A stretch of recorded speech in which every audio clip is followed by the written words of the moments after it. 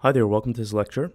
So far in the course, we talked about how to develop programs in Eclipse in this development environment. You've been writing code in Java and just hitting the play button to execute your program. But you might be wondering, how do I, give this program to someone else, to a client to run or execute? And that goes into the topic of deployment. All right, and you can deploy your programs in Java just like any other programming language. You may have programs on your computer that you run all the time, and you just double click an icon and the program kicks off. So how would you, as a Java developer, create an executable file that you can send to your friends or family or anyone to double click and run?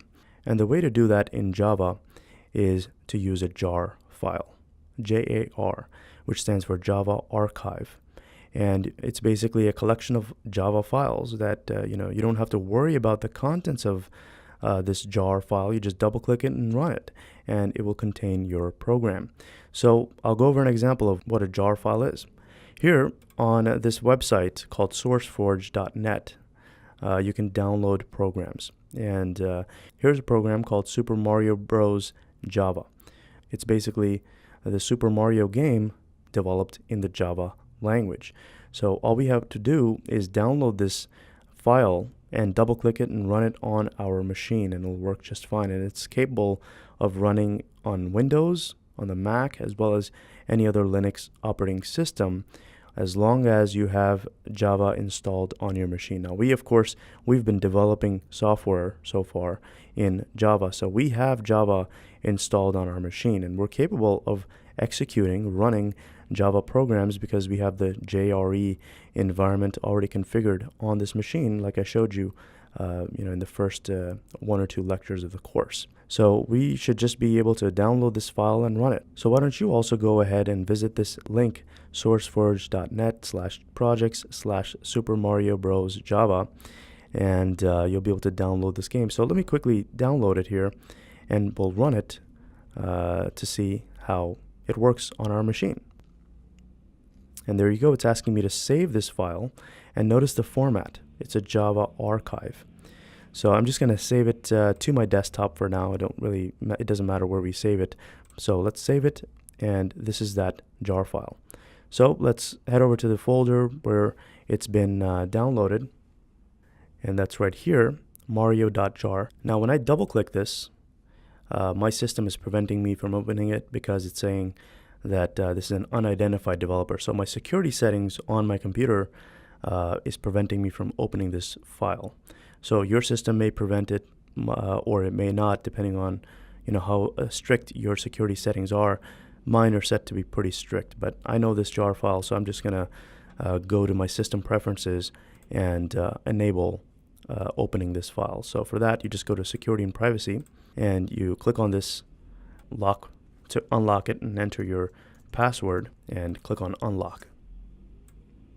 And when you go to the General tab, you'll see that it's saying Mario Jar was blocked from opening because it is not from an identified developer. I'm just going to click on Open Anyway, okay?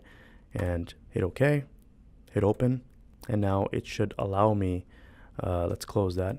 It should allow me to open this jar file. Let's double click it. And there you go. This is the Java application that has started. This menu that you're seeing here is from the Java application. We could choose to be full screen, enable sound, and then this stuff we don't really care, whatever it is that has to do with the video game. So I'm just going to uncheck the full screen so that we don't block the entire view, and hit OK. And here's our game. Okay, this is all written in Java. So if I hit enter, it starts the game, and it's working as expected, the typical Mario Brothers that we've seen. Okay, so let me close that before it gets too noisy. So that's a Java application wrapped up into something called a jar. Now, if we want to explore the contents of this jar, let's close this menu and go to our terminal. And I'm just going to expand this terminal window so that you can see everything. We can make this bigger by just doing Control+ if you're using the Mac. Now for a Linux-based operating system, if I want to navigate over to where I've downloaded that file, which is on my desktop, I could just go to CD and hit enter, and that's just going to change directory to my home folder, wherever that is. And I can figure that out by doing pwd. This is going to print the working directory. That's what that stands for. So it tells you where you are in the file system. So hit enter, and it's saying that I'm in the users/imtiazahmad folder, and this is my home directory. If I type in ls, that's going to list all the files and folders in this directory. So let's hit ls, and these are all the files and folders. So notice that I have a desktop here. I saved that file to my desktop. So let's navigate over to the desktop by doing cd and then typing in desktop, hit enter, and now we are in desktop. And you could clear all the screen here by just typing in clear like that, hit enter, and that just wipes out everything. It doesn't wipe it out completely. You can still scroll up and you'll see everything that was there, but it basically scrolls down to clear the screen. So now we are on our desktop. If I type in ls again, this is going to list all the files on my desktop. Okay. Now the file that I downloaded was mario.jar. So let me clear the screen again. I could run that file by doing java-jar and then typing in the file name, which is mario.jar. This is another way. Hit enter, and notice that it will launch the program again. Okay. Now I'm not going to hit OK because I don't want that screen to pop up and make much noise. So I'm just going to close this for now. But that's how you launch a jar file from the command line. Now, if I want to see the contents of this file, I could do jar-tvf, which stands for the table of contents. T stands for table of contents. V stands for verbose, so it's going to give as much detail as possible in a verbose manner. And F stands for file.